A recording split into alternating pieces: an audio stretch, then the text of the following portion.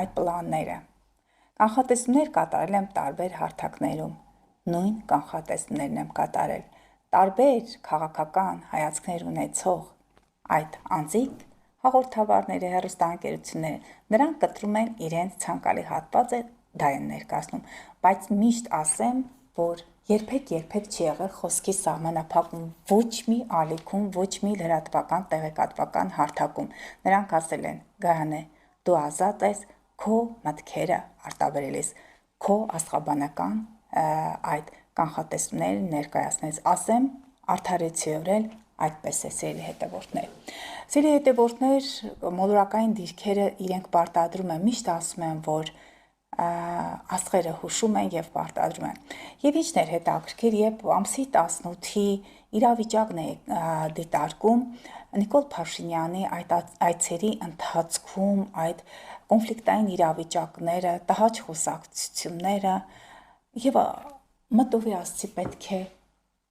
այդ օրը դիտարկեմ։ Ես հիշում եմ, որ եթե 16-ին լուսինը ցուլում էր եւ 17-ին նորալուսին էր, այդ նորալուսնի մասին ես հատուկ այդպես փոքրիկ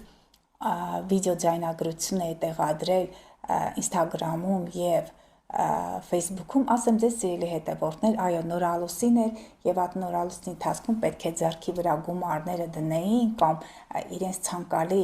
այդ տեղեկատվությունը դնեին, մոտակա 1 տարվա պլանները գրեին մոտավորապես 5 կետից եւ այդ ամենը նորալուսնի ցույց տային։ Պարտադիր չէր, որ լուսինը լիներ, էներգիան կա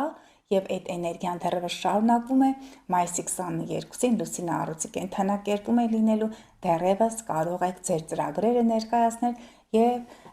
ձեր այդ ֆինանսական հաջողությունների մասին ուղղակի այսպես ձեռքափով դնել եւ ֆինանսի հետ կապված այդ նորալուսնի դրվագը նորից կատարել, որտեղ Յուպիտերը խեց գետնում է, լուսինը օգնող հանգամանք է, 12 տարի մեկ է այդ դիրքավորումը լինելու, գումարը մեկ ձեռքի վրա, ասում եք, պարում եմ սիրով, ուղարկում եմ ի կատարածվելու եւ այդ դրական էներգիան հնարավոր է մի քանի անգամ բազմապատկի ձեր ֆինանսական ռեսուրսները։ Սա այդ մասով, իսկ Նիկոլ Փաշինյանի մասով ասեմ, որ տեսնում եք այստեղ լուսինը երկորյակի կենդանակերպում, երկորյակի ինչ է, տհաճ խոսակցնել, լուսինը առանց ընթացքի է դիտարկում ենք մի քանի ժամ առաջ, մի քանի ժամ հետո, դրա համար էլ այդ տհաճ խոսակցությունները, խնդրեմ, ամսի 18-ի արդեն երեկոյան ժամերին նոր իրավիճակը կամաց հանգստանում է, բայց եկեք տեսեք ողջ օրը, ամբողջ օրը նյարդային